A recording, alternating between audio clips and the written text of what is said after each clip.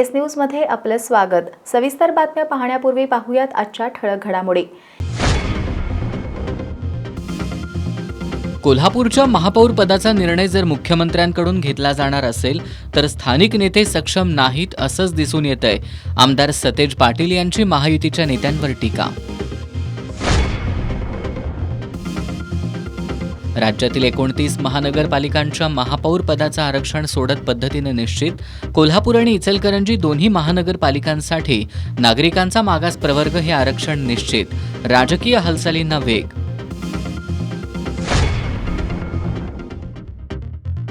पाच दिवसांचा आठवडा करण्याच्या मागणीसह नव्या कामगार कायद्यांविरोधात बँक कर्मचाऱ्यांचा 27 जानेवारीला देशव्यापी संप। महाराष्ट्र स्टेट बँक एम्प्लॉईज फेडरेशनची माहिती। जिल्हा परिषद पंचायत समिती निवडणुकीसाठी दाखल अर्जांची छाननी प्रक्रिया पूर्ण। काही हरकतींवर उद्या निर्णय।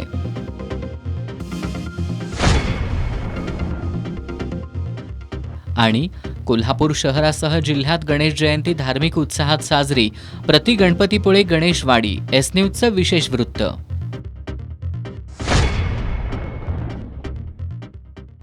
हे आहे GTPL SPN डिजिटल नेटवर्क आणि आपण पाहत आहात चॅनल एस।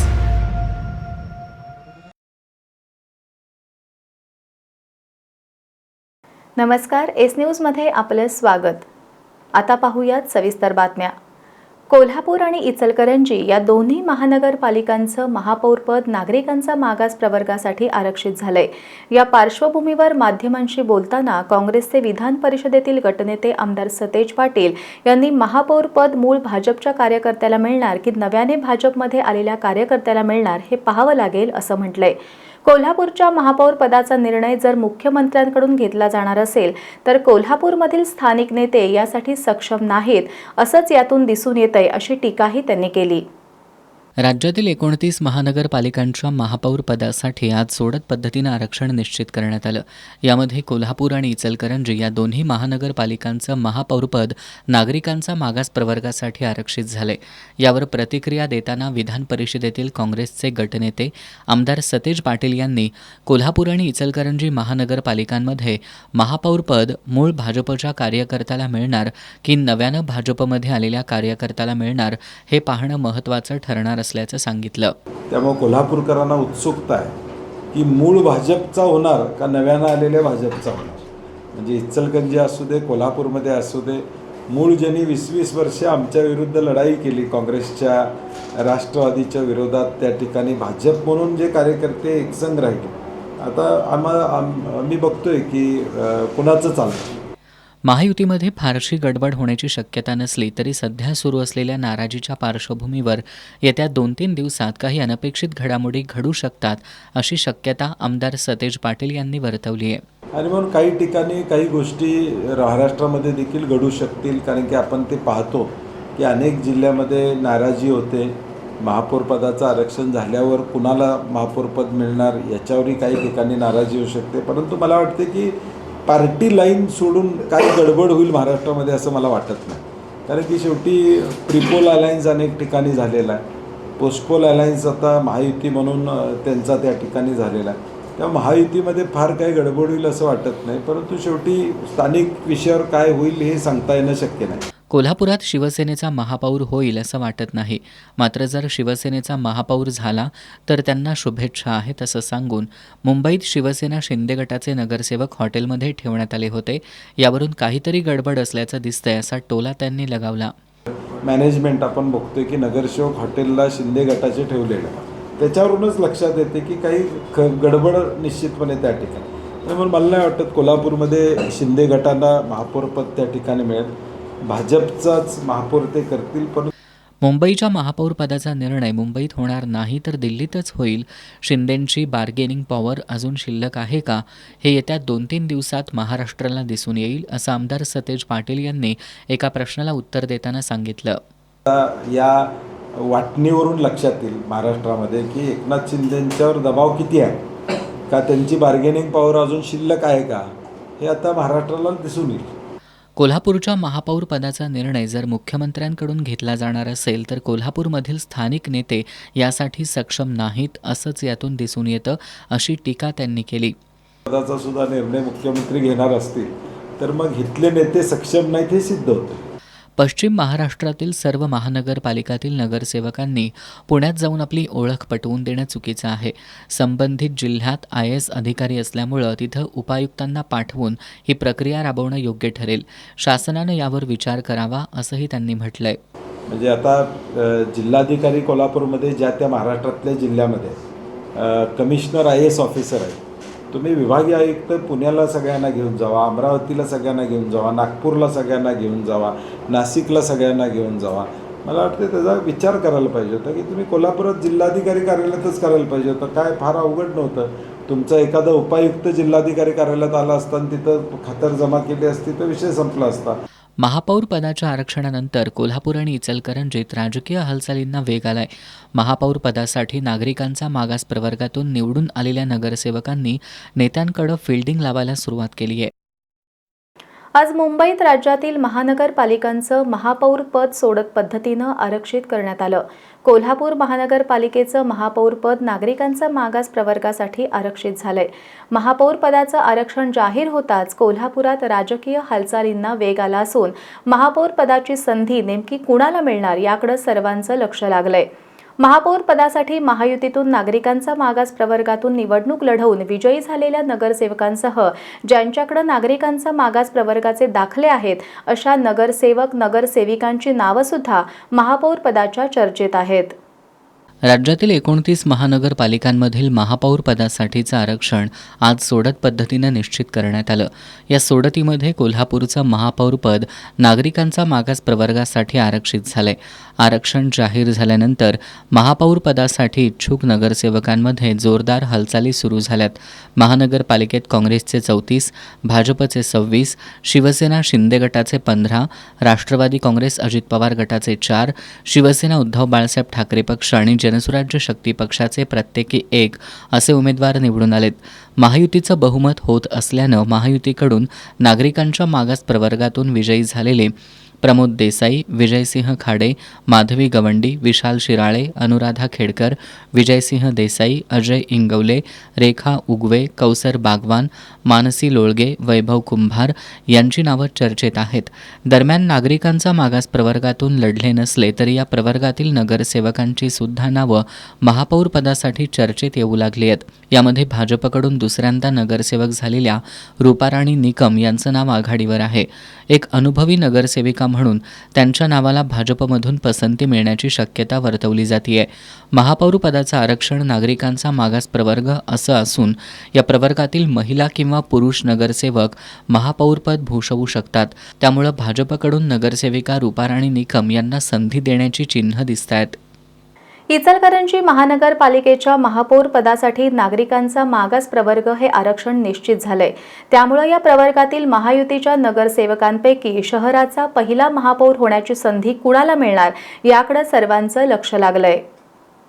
इचलकरंजी महानगरपालिकेच्या पहिल्या निवडणुकीनं राजकीय इतिहासात नवं पर्व सुरू झालंय. मोठ्या उत्साहात आणि शांततेत पार पडलेल्या या निवडणुकीत एकूण 65 जागांसाठी तब्बल 230 उमेदवार रिंगणात उतरले होते. शहरातील मतदारांनी लोकशाहीच्या या उत्सवात सक्रिय सहभाग नोंदवत 69.74% इतकं लक्षणीय मतदान केलं होतं. मतदानानंतर दुसऱ्याच दिवशी निकाल जाहीर झाला आणि जनतेचा स्पष्ट कौल समोर आला.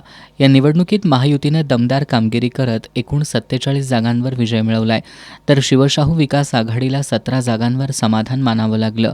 दरम्यान राज्यातील एकूण 29 महानगरपालिकांच्या महापौर पदासाठी आज आरक्षण जाहीर करण्यात आलं.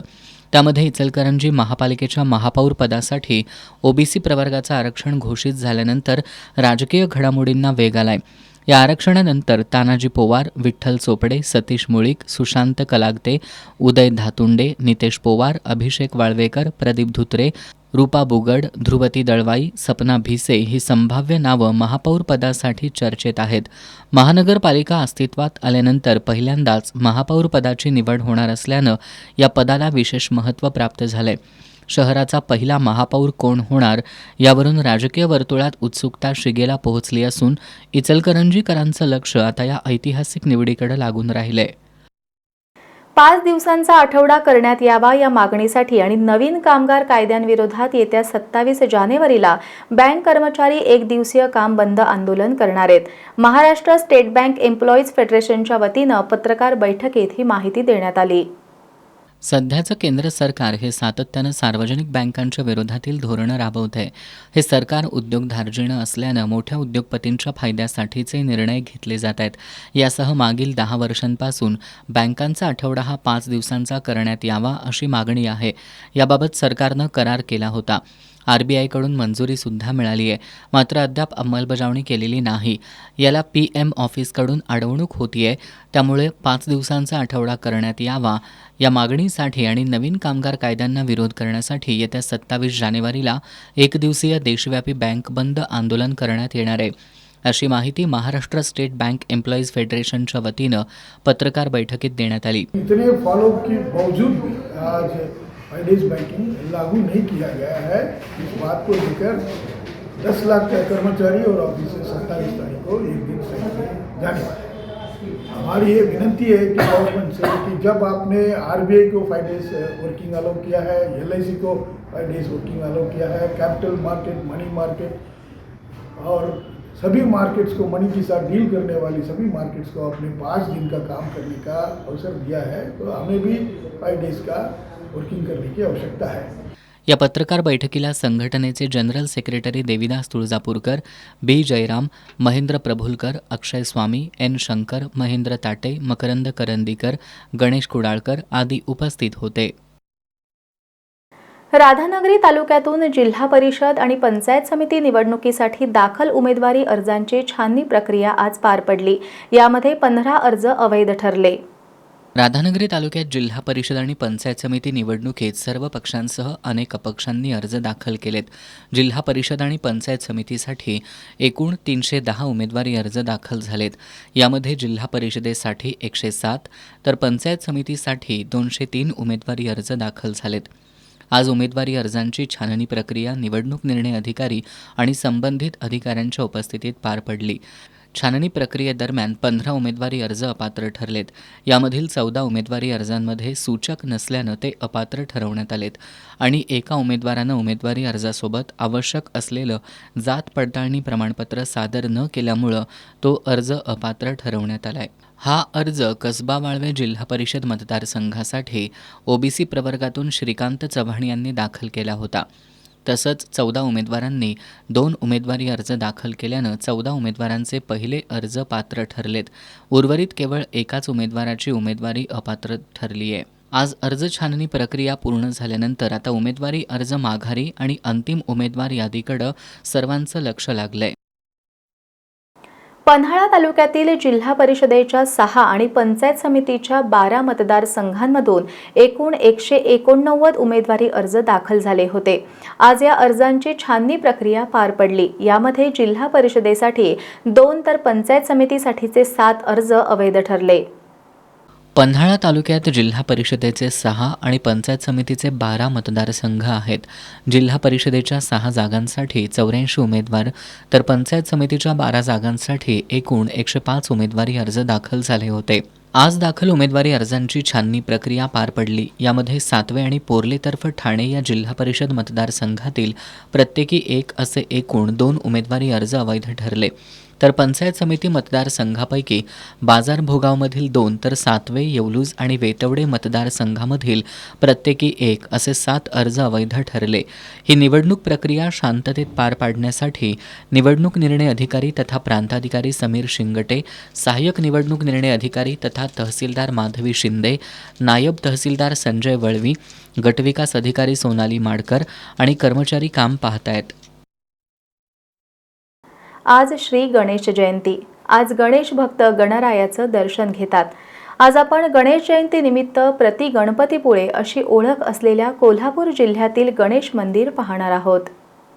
कोल्हापूर जिल्ह्यातील शिरोळ तालुक्यातील कर्नाटक महाराष्ट्र सीमेलगत गणेशवाडी नावाचं गाव आहे. कोल्हापूरपासून अवघ्या 60 किलोमीटर अंतरावरचं हे गाव शेती व्यवसायासोबतच दुग्ध व्यवसायासाठी प्रसिद्ध आहे. या गावाचं गणेशवाडी हे नाव ज्या गणेशामुळं पडलं ते श्री गणेशाचं पेशवेकालीन मंदिर हे या गावाचं एक खास वैशिष्ट्य. 20 दगडी खांबांवर उभारलेले हे मंदिर 1750 ते 1756 दरम्यान बांधण्यात आले. इथल्या श्री गणेश मूर्तीबद्दल एक आख्यायिका सांगितली जाते. रत्नागिरी जिल्ह्यातील कोतवड्याचे हरभटजी बाबा पटवर्धन हे गणेशाचे निस्सीम भक्त असल्यानं त्यांनी तब्बल 21 वर्ष दुर्वांचा रस पिऊन श्रींची आराधना केली. पटवर्धन हे न चुकता गणपतीपुळेमधील गणरायाची वारी करत होते. मात्र साताऱ्याचे छत्रपती शाहू महाराज यांनी पटवर्धन यांना मिरज प्रांत इनाम दिला. यावेळी कोकण सोडून देशावर आल्यामुळं गणपतीपुळेच्या गणेशाची वारी आता चुकणार याचं पटवर्धन यांना दुःख झालं. यावेळी इनाम जमिनीतील कृष्णा नदी जिथं पश्चिम वाहिनी आहे तिथं आपण आहोत, माझं कृष्णेच्या काठाजवळ येऊन दर्शन घे आणि सेवा कर असा दृष्टांत पटवर्धन यांना झाला.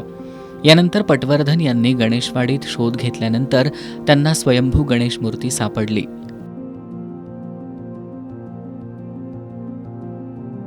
कुरुंदवाडचे संस्थानिक श्री पटवर्धन सरकार यांचे मूळ पुरुष श्री हरभटजी बाबा पटवर्धन यांना दृष्टांत रूपानं मिळालेल्या श्री स्वयंभू गणेशाच्या मंदिरामध्ये आज आपण दाखल झालेलो आहोत.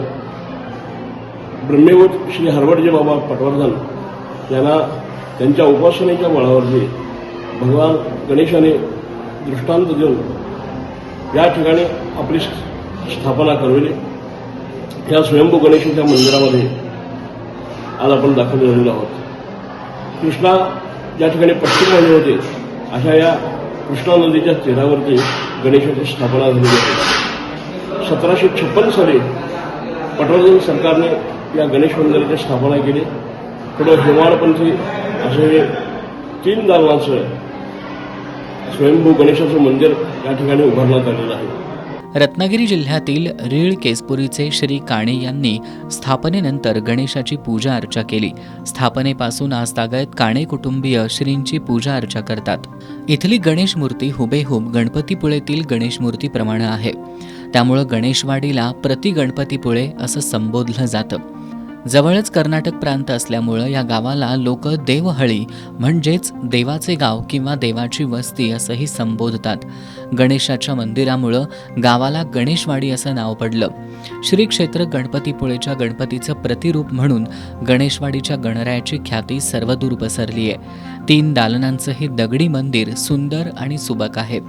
आज गणेश जयंतीनिमित्त गणरायाची अलंकारिक पूजा बांधण्यात आली आहे. आज गणेशाचं दर्शन घेण्यासाठी मोठ्या प्रमाणात भाविक दाखल झाले होते. तसंच मंदिरात कोणकोणते सण साजरे होतात हे जाणून घेऊया पुजारी यांच्याकडून. भाद्रपद शुद्ध प्रतिपदा ते पंचमी असा 5 दिवसाचा गणेश चतुर्थीचा उत्सव मोठ्या उत्साहानं केला जातो. त्याचप्रमाणे माघ महिन्यातील माघी गणेश जयंतीचा जन्मोत्सवही या ठिकाणी मोठ्या प्रमाणावरती साजरा केला जातो.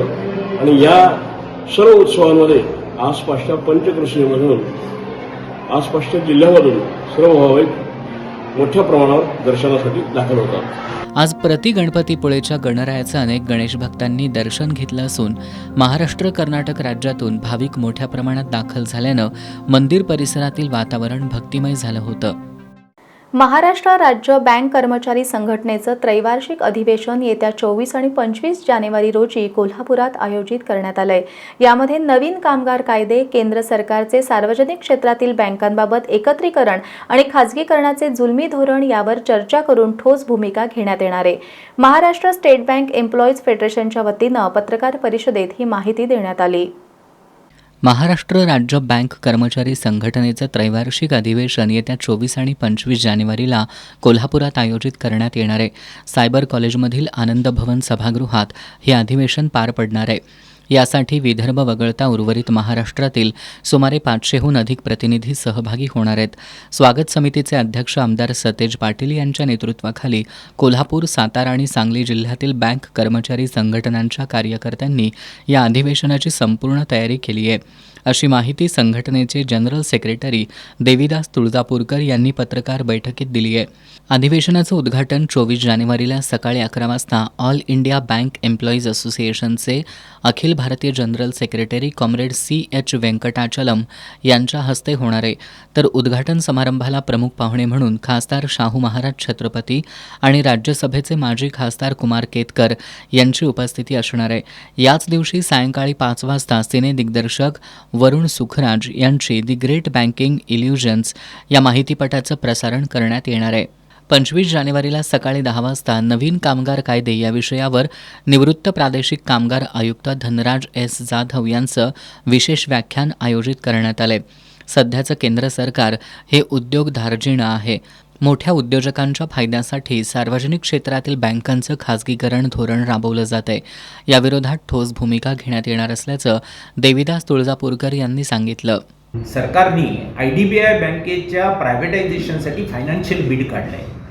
म्हणजे ही पहिली पब्लिक सेक्टर बँक आहे जिचं सरकार प्रायव्हेटायझेशन करू पाहत आहे. याला सोडता खुद्द कोल्हापूर शहरातली जी RBL बँक आहे त्या बँकेमध्ये दुबईमधल्या युनायटेड अरब इमिरेटमधल्या दुबई स्थित NBD बँकेने भांडवल ओतून ती बँक विकत घेतलेली आहे. असं जर झालं तर भारतातल्या देशी बँका या विदेशी भांडवल पळवून घेऊन जाईल. म्हणजे बँका म्हणजे त्या बँकातली बचत देखील, आणि ते फार अनसर्टेनिटी बँकिंगमध्ये निर्माण होईल.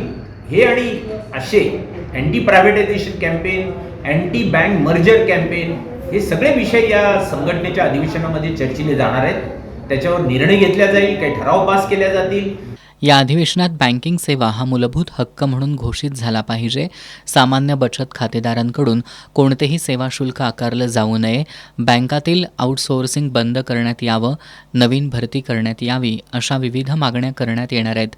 या पत्रकार बैठकीला B. जयराम, महेंद्र प्रभुलकर, अक्षय स्वामी, N. शंकर, महेंद्र ताटे, मकरंद करंदीकर, गणेश कुडाळकर आदी उपस्थित होते. जिल्हा परिषद आणि पंचायत समिती निवडणुकीसाठी गगनबावडा तालुक्यात जिल्हा परिषदेच्या 2 मतदारसंघांसाठी दाखल सर्व 9 अर्ज वैध ठरलेत. पंचायत समितीच्या 4 मतदारसंघासाठी दाखल 19 अर्जांपैकी 1 अर्ज अवैध ठरलाय. अर्ज माघारीच्या आजच्या पहिल्या दिवशी असंडोली आणि असळज पंचायत समिती मतदारसंघातून प्रत्येकी 1 अर्ज मागं घेण्यात आलाय. जिल्हा परिषद आणि पंचायत समिती निवडणुकीसाठी अर्ज दाखल केलेल्या उमेदवारी अर्जांची छाननी प्रक्रिया आज पार पडली. गगनबावडा तालुक्यात जिल्हा परिषदेचे 2 मतदारसंघ असून त्यासाठी एकूण 9 उमेदवारी अर्ज दाखल करण्यात आले होते. ते सर्व अर्ज छाननीमध्ये वैध ठरले. पंचायत समितीसाठी एकूण 19 उमेदवारी अर्ज दाखल झाले होते. त्यापैकी 1 अर्ज अवैध ठरला.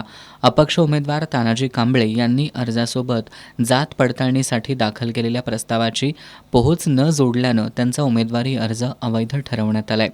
दरम्यान छाननीनंतर अर्ज माघारीच्या प्रक्रियेत असंडोली आणि असळज या पंचायत समिती मतदारसंघांमधून प्रत्येकी 1 अर्ज मागं घेण्यात आलाय. कोल्हापुरातील शिवाजी पेठेतील पद्माराजे महिला संघटनेच्या वतीनं विधवा महिलांसाठी हळदी कुंकू कार्यक्रम आयोजित करण्यात आला होता. हळदी कुंकू लावत विधवा भगिनींची ओटी भरण्यात आली. या सन्मानामुळे त्या भारावून गेल्या. समाजात अजूनही बहुतांश ठिकाणी विधवा माता भगिनींना शुभकार्यात स्थान दिले जात नाही. तसंच दुजाभावाची वागणूक दिली जाते. म्हणूनच विधवा माता भगिनींना समाजामध्ये सन्मानाची वागणूक दिली जावी. प्रत्येक शुभकार्यात आदराची वागणूक दिल्यास खऱ्या अर्थानं स्त्री शक्तीचा सन्मान होईल. यासाठी कोल्हापुरातील शिवाजी पेठेतील पद्माराजे महिला संघटनेच्या वतीनं विधवा महिलांसाठी हळदी कुंकवाचा कार्यक्रम आयोजित करण्यात आला. राजर्षी शाहू महाराजांचा विचार जोपासत पद्माराजे महिला संघटनेच्या महिलांनी हळदी कुंकू कार्यक्रमात हळदी कुंकवाचा मान विधवा माता भगिनींना देऊन त्यांची ओटी भरली. यावेळी सन्मानजनक वागणूक मिळाल्यानं विधवा महिलांच्या चेहऱ्यावरील आनंद ओसंडून वाहत होता. राजर्षी शाहू महाराजांचे पुरोगामी विचार कृतीत आणल्याबद्दल या सामाजिक उपक्रमाचं कोल्हापूर शहरात कौतुक होत आहे. हा उपक्रम संघटनेच्या अध्यक्षा सरिता सासने, आरती वाळके, संस्कृती वरुटे, शर्मिला भोसले, सरिता सासने, अनिता पाटील, लता शिखरे, सोनम साळोखे, शशिकला गवळी, अश्विनी सासणे, रत्नप्रभा पाटील, बबिता जाधव, केतकी करंदीकर यांच्यासह संघटनेच्या सदस्य आणि महिला उपस्थित होत्या. सुखाकर्ता श्री गणेशाची जयंती आज कोल्हापुरात भक्तिभावानं आणि उत्साहात साजरी करण्यात आली. या निमित्तानं कोल्हापूर शहरातील विविध गणपती मंदिरांमध्ये धार्मिक कार्यक्रमांचं आयोजन करण्यात आलं असून पहाटेपासूनच भाविकांनी दर्शनासाठी मोठी गर्दी केली होती. गणेश चतुर्थी ही बाप्पाच्या पृथ्वीवरील आगमनाचं प्रतीक मानलं जातं, तर माघी गणेश जयंती ही त्यांच्या जन्माचं आणि आत्मशुद्धीचं प्रतीक आहे. आज कोल्हापूर राजारामपुरी एस.टी. कॉलनीत श्री विघ्नेश्वर गणेश मंदिरात दुपारी 12 वाजण्याच्या सुमाराला श्री गणेश जन्मकाळ सोहळा मोठ्या भक्तिभावात संपन्न झाला. मंदिरात पहाटेपासून अभिषेक, पुण्याह वाचन, होम हवन, जन्मकाळ, आरती आणि महाप्रसाद असे विविध धार्मिक कार्यक्रम झाले. भाविकांनी मोदक तसंच तिळगुळाचे लाडू अर्पण करून विघ्ननाश आणि कार्यसिद्धीसाठी बाप्पाची आराधना केली. कोल्हापूर शहरातील अन्य गणेश मंदिरांमध्ये सुद्धा बाप्पांचं दर्शन घेण्यासाठी भक्तांनी सकाळपासूनच गर्दी केली होती. या सोहळ्याच्या आयोजनासाठी विक्रमसिंह पाटील, शंभूराज मोरे, आशिष शिंदे, शैलेंद्र दळवी, नवीन निश्चल, बजरंग पाचगावकर, अभिजित साठे, संजय औटी, राजश्री मोरे, पूनम साठे, वंदना पाटील, रुपाली साठे आणि रुपाली शिंदे यांच्यासह अनेक भाविकांनी सक्रिय सहभाग घेतला. कोल्हापुरातील शुक्रवार पेठेतील श्री शिवगणेश मंदिरात न्यू शिवनेरी तरुण मंडळाच्या वतीनं विविध कार्यक्रमांचं आयोजन करण्यात आलं होतं. सकाळी विधिवत पूजा अर्चा करण्यात आली. यानंतर गणेश जन्मसोहळा संपन्न झाला. राजवर्धन निगडे आणि विशाखा निगडे यांच्या उपस्थितीत हा सोहळा पार पडला. गणेशाचे दर्शन घेण्यासाठी भाविकांनी सकाळपासून मंदिरात गर्दी केली होती. यावेळी कला दिग्दर्शक रुद्रांश अकॅडमी ट्रस्टचे दीपक बिडकर यांना मंडळाच्या वतीनं चित्रतपस्वी भालजी पेंढारकर पुरस्कार प्रदान करण्यात आला. जिल्हा पोलीस अधीक्षक योगेश कुमार गुप्ता यांच्या हस्ते हा पुरस्कार प्रदान करण्यात आला. यावेळी S.R. पाटील, चेतन चव्हाण, उत्तम फराकटे, न्यू शिवनेरी तरुण मंडळाचे अध्यक्ष मोहन सरवळकर, कार्याध्यक्ष डॉक्टर अभिजित डुबल, धर्मेंद्र सरवळकर, वैभव काळेबेरे, केदार जोशी, निखिल सोरप आदी उपस्थित होते. राधानगरी तालुक्यात आज गणेश जयंती भक्तिमय वातावरणात साजरी करण्यात आली. तालुक्यातील राधानगरी, ठिकपुर्ली, तुरंबे यासह विविध गावांमध्ये गेल्या 7 दिवसांपासून विविध धार्मिक आणि सांस्कृतिक कार्यक्रम आयोजित करण्यात आले होते. गणेश जयंतीनिमित्त राधानगरी, ठिकपुर्ली आणि तुरंबे इथं गेल्या 7 दिवसांपासून विविध धार्मिक आणि सांस्कृतिक कार्यक्रमांचं आयोजन करण्यात आलं होतं. या कालावधीत भजन, कीर्तन, प्रवचन आणि श्री गणेश पुराण ग्रंथाचं पारायण करण्यात आलं. यामुळे संपूर्ण परिसर भक्तिमय वातावरणात न्हावून निघाला होता. आज गणेश जयंतीनिमित्त पहाटे काकड आरती केल्यानंतर महापूजेचं आयोजन करण्यात आलं होतं.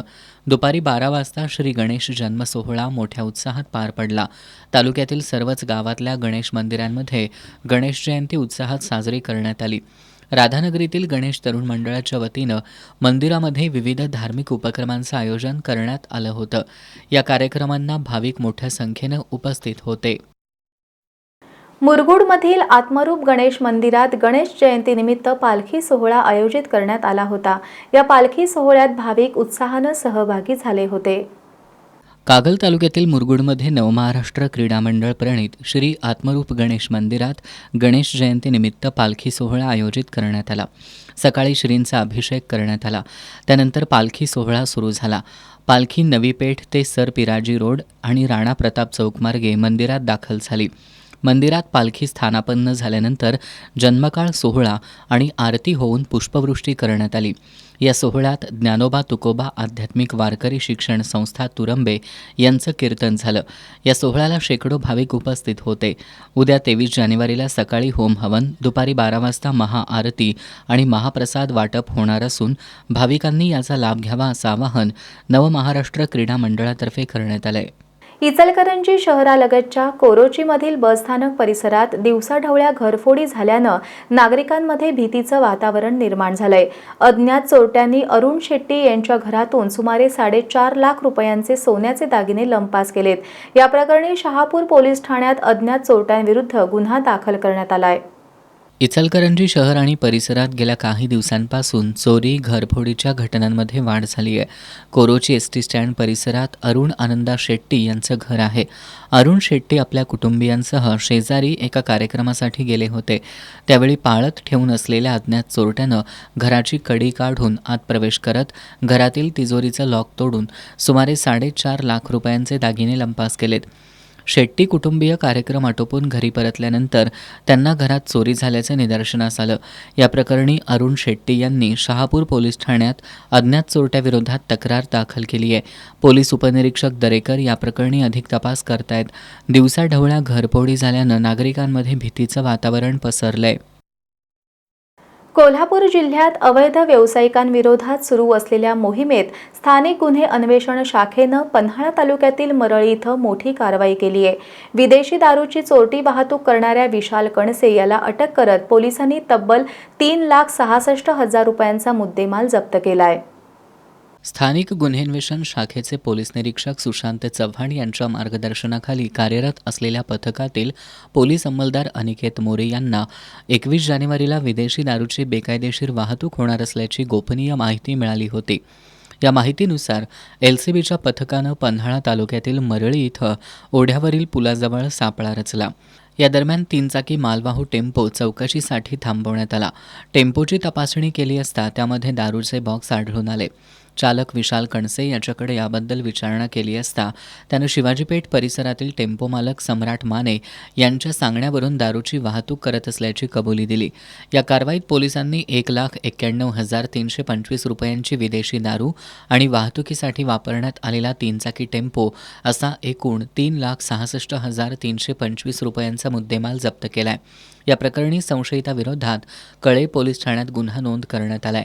स्थानिक गुन्हे अन्वेषण शाखेचे पोलीस निरीक्षक सुशांत चव्हाण, सहाय्यक पोलीस निरीक्षक सागर वाघ, पोलीस अंमलदार अनिकेत मोरे, सचिन जाधव, विनोद चौगुले, रामचंद्र कोळी आणि अरविंद पाटील यांनी या कारवाईत सहभाग घेतला. शाहू छत्रपती KSA फुटबॉल लीगमध्ये संध्यामठ तरुण मंडळ विरुद्ध फुलेवाडी क्रीडा मंडळ या लढतीत संध्यामठ तरुण मंडळानं 4-0 अशा गोल फरकानं फुलेवाडी क्रीडा मंडळावर मात केली. PTM विरुद्ध श्री शिवाजी तरुण मंडळ यांच्यातील लढत 1-1 अशी बरोबरीत राहिल्यानं दोन्ही संघांना 1-1 गुण देण्यात आला. शाहू छत्रपती KSA फुटबॉल लीगच्या 6व्या फेरीला आजपासून सुरुवात झाली. यातील पहिला सामना संध्यामठ तरुण मंडळ विरुद्ध फुलेवाडी क्रीडा मंडळ यांच्यात खेळवण्यात आला. सुरुवातीपासूनच दोन्ही संघांकडून आक्रमक खेळ करण्यात आला. पूर्वार्धात अवघ्या 2ऱ्या मिनिटाला संध्यामठच्या अभिजित साळुखे यानं गोल नोंदवत संघाला आघाडी मिळवून दिली. त्यानंतर संध्यामठच्या कपिल शिंदे यानं 29व्या मिनिटाला गोल नोंदवत 2-0 अशी आघाडी मिळवून दिली. उत्तरार्धात अभिजित साळुंखे यानं 46व्या मिनिटाला वैयक्तिक दुसरा तर संघासाठी 3रा गोल नोंदवला. तर 70व्या मिनिटाला संध्यामठच्या कपिल शिंदे यानं वैयक्तिक दुसरा तर संघासाठी 4था गोल नोंदवला. शेवटपर्यंत हीच आघाडी कायम राहिल्यानं हा सामना संध्यामठ तरुण मंडळानं 4-0 गोल फरकानं जिंकला. संध्यामठ तरुण मंडळाकडून अर्जुन साळुखे, श्रवण शिंदे तर फुलेवाडी क्रीडा मंडळ संघाकडून कार्तिक लवटे, मंगेश दिवसे, दिग्विजय सुतार, शुभम देसाई यांनी उत्कृष्ट खेळाचं प्रदर्शन केलं. हातकणंगले तालुक्यातील पट्टण कोडोली जिल्हा परिषद मतदारसंघ अनुसूचित जातीसाठी आरक्षित आहे. या मतदारसंघातून भाजपकडून महेश उर्फ दरगोंडा पाटील यांनी अर्ज दाखल केलाय. त्यांच्या जातीच्या दाखल्यावर आज छाननीवेळी हरकत घेण्यात आली आहे. यावर निवडणूक निर्णय अधिकारी दीपक शिंदे यांच्याकडून उद्या निर्णय दिला जाणार आहे. दरम्यान ऑल इंडिया पॅन्थर सेनेचे चरणदास कांबळे यांनी महेश पाटील यांचा जातीचा दाखला बोगस असल्याचा आरोप करत महेश पाटील यांना उमेदवारी देणारे आमदार राहुल आवाडे तसंच माजी आमदार प्रकाश आवाडे प्रचाराला आले तर त्यांना विरोध करू असा इशारा दिलाय. तर माझ्या पट्टणकोडली मतदारसंघामध्ये मला अशी गोष्ट लक्षात आली की महेश पाटील उर्फ दरगोंडा बसगोंडा पाटील जो चंदूरचा आहे याची जी पार्श्वभूमी आहे ही गुन्हेगार आहे. याच्यावरती पोक्सो अंतर्गत गुन्हा दाखल आहे. आणि खरं यातलं मोठं जे काय आहे ते हा जो कार्यकर्ता आहे किंवा हा जो काही उमेदवार आहे हा एका प्रस्थापित आव्हाडी कुटुंबाचा कार्यकर्ता आहे. गेल्या अनेक वर्षापासून तो आव्हाडी कुटुंबियांशी प्रामाणिकपणे काम करतोय. आता मगाशी आमचं जे आर्ग्युमेंट झालं त्याच्यामध्ये तो स्वतःहून सांगतोय की 2022ला मी या ठिकाणी प्रांतांच्याकडून चुकून आणि माझ्या अनावधानानं मी तो दाखला काढला. म्हणजे दाखला काढला, अर्ज केला आणि प्रांताने दाखला दिला का त्याच्यासाठी काही डॉक्युमेंट जोडले याच्याबद्दल त्यांच्या पक्षकारांनी किंवा वकिलांनी आम्हाला काही सांगितलेलं नाही. राहिला गोष्ट हा जो आहे गेल्या अनेक वर्षापासून पंचायत समितीमध्ये आहे, तिथं त्याची दादागिरी आहे. त्या गावामध्ये ग्रामपंचायतीच्या सभेला जो अध्यक्ष बसतो त्या ठिकाणी सुद्धा याच्याकडे कुठलंही पद नसताना तो अध्यक्षाच्या ठिकाणी असतो. जिथं सरपंच उपसरपंच लागतो अशा ठिकाणी हा बसतो. म्हणजे याची हुकुमशाही आहे आणि याचा वरदहस्त हा आव्हाडे कुटुंब आहे. माझं कल्पना आव्हाडे, प्रकाश आव्हाडे, राहुल आव्हाडे यांना आव्हान आहे, इशारा देतोय की गेल्या अनेक वर्षापासून तुम्हाला सत्तेत बसवणारा समाज हा 30%चा समाज आहे. राहुल आव्हाडेंनी कुठंतरी स्टेटमेंट केलंय की 70% किती मोठा आहे आणि 30%ची मला गरज नाही, पण तुमच्या घराण्याला आजपर्यंत सत्ता देण्याचं काम या 30%वाल्यांनी केलंय. आणि त्या 30%वाल्यांच्या विरोधात अशा पद्धतीच्या काही जाती जर तुम्ही रिंगणामध्ये आणत असाल, असे काही बोगस दाखले काढून जर तुम्ही त्यांना मैदानामध्ये उतरवत असाल तर आंबेडकरी जनता ही कदापि खपवून घेणार नाही. आणि आजच मी इशारा देतोय की इथं जो निर्णय होईल तो होईल, आम्हाला न्यायालयावरती पूर्ण विश्वास आहे, पण निर्णय चुकीचा झाला आणि माझ्या समाजावरती अन्याय झाला, माझ्या समाजातल्या प्रामाणिक मागासवर्गीय उमेदवारावर जर अन्याय झाला तर आजच मी तुम्हाला इशारा देतोय, जो उमेदवार असेल, जो उमेदवाराला पाठीशी घालणारा नेता असेल आणि त्या पक्षाचे पदाधिकारी असतील यांना कुठल्याही प्रकारे प्रचारासाठी गावात फिरू देणार नाही, त्यांच्या तोंडाला काळं फासल्याशिवाय राहणार नाही. कागल तालुक्यात जिल्हा परिषद आणि पंचायत समिती निवडणुकीसाठी दाखल झालेल्या उमेदवारी अर्जांची छाननी प्रक्रिया तहसीलदार कार्यालयात पार पडली. यामध्ये जिल्हा परिषदेसाठीचा 1 तर पंचायत समितीसाठीचे 10 अर्ज अवैध ठरलेत. कागल तालुक्यात जिल्हा परिषद आणि पंचायत समिती निवडणुकीसाठी एकूण 217 उमेदवारी अर्ज दाखल झालेत. यामध्ये जिल्हा परिषदेसाठी एकूण 68 तर पंचायत समितीसाठी 149 उमेदवारांनी अर्ज दाखल केले होते. आज उमेदवारी अर्जांची छाननी प्रक्रिया तहसीलदार कार्यालयात पार पडली. छाननीनंतर जिल्हा परिषद माकवे गटातून 17 पैकी अश्विनी दत्तात्रय कांबळे यांचा अर्ज अवैध ठरला. पंचायत समितीमध्ये कसबा सांगाव मतदारसंघातून सावंता कांबळे आणि दत्तात्रय कांबळे यांचे अर्ज अवैध ठरलेत. सिद्धनेरली मतदारसंघातून पूनम सुळगावे, बोरवडेमधून गुंडप्पा राहू काशीद, हळदीमधून सरिता काळुगडे तर माद्याळमधून दयानंद पुंडलिक सोनार आणि सावर्डे बुद्रुकमधून 2 अर्ज अवैध ठरले. या छाननीत जिल्हा परिषद गटातून 1 तर पंचायत समितीच्या गटातून 10 उमेदवारी अर्ज अवैध ठरलेत. छाननीनंतर जिल्हा परिषद गटात 68 तर पंचायत समिती मतदारसंघात 139 अर्ज वैध ठरलेत. उमेदवारी अर्ज मागं घेण्याची अंतिम तारीख 27 जानेवारी असून त्यानंतरच निवडणुकीचं चित्र स्पष्ट होणार आहे. बातमीपत्रात शेवटी पुन्हा एकदा एक नजर आजच्या ठळक घडामोडींवर. कोल्हापूरच्या महापौर पदाचा निर्णय जर मुख्यमंत्र्यांकडून घेतला जाणार असेल तर स्थानिक नेते सक्षम नाहीत असंच दिसून येतंय. आमदार सतेज पाटील यांची महायुतीच्या नेत्यांवर टीका. राज्यातील 29 महानगरपालिकांच्या महापौर पदाचं आरक्षण सोडत पद्धतीने निश्चित.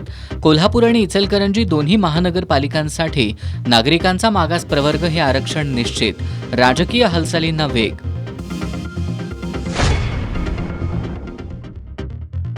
पाच दिवसांचा आठवडा करण्याच्या मागणीसह नव्या कामगार कायद्यांविरोधात बँक कर्मचाऱ्यांचा 27 जानेवारीला देशव्यापी संप. महाराष्ट्र स्टेट बँक एम्प्लॉईज फेडरेशनची माहिती. जिल्हा परिषद पंचायत समिती निवडणुकीसाठी दाखल अर्जांची छाननी प्रक्रिया पूर्ण. काही हरकतींवर उद्या निर्णय.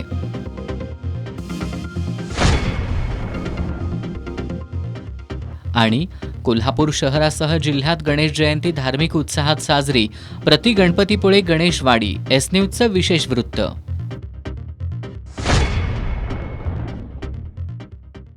बातम्यांच्या ताज्या अपडेटसाठी एस न्यूज कोल्हापूर इंस्टाग्रामवर फॉलो करा आणि एस न्यूज कोल्हापूर हे यूट्यूब चॅनल जरूर सबस्क्राईब करा. याबरोबरच आजचं हे बातमीपत्र संपलं. नमस्कार.